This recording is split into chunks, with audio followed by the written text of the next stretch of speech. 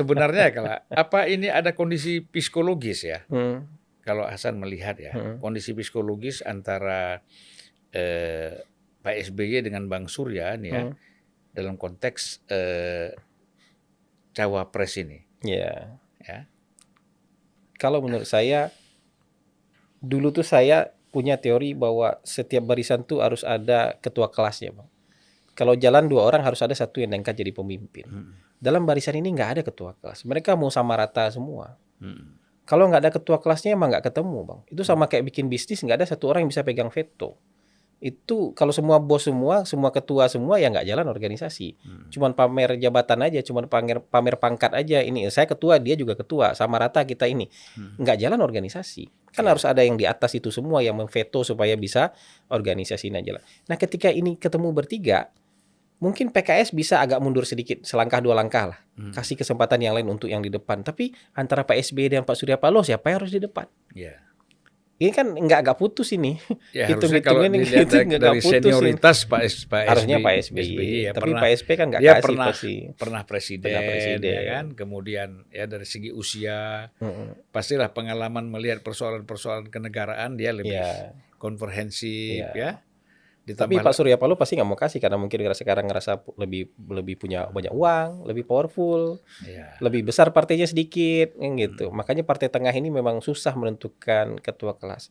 Ini di luar cerita-cerita masa lalu yang mungkin juga pernah berseberangan. Periode kedua Pak SBY kan nggak pernah bagus-bagus itu, Pak SBY sekalipun di Metro TV. Jelek terus Pak SBY di Metro TV kan gitu. Kita melihatlah oposisinya Bang Surya terhadap Partai Demokrat di 2009-2014 itu luar biasa itu. Ya sama seperti sekarang, periode pertama kan luar biasa kan. Dukung Pak Jokowi. Sekarang udah mulai habis juga Pak Jokowi di Metro TV kan. Ya kayak gitulah. Jadi mungkin juga apa yang terjadi antara Pak Surya Paloh dengan Pak SBY periode pertama dulu belum selesai hari ini, dan mungkin juga sepanjang itu juga nanti urusannya Pak Surya Paloh dengan Pak Jokowi.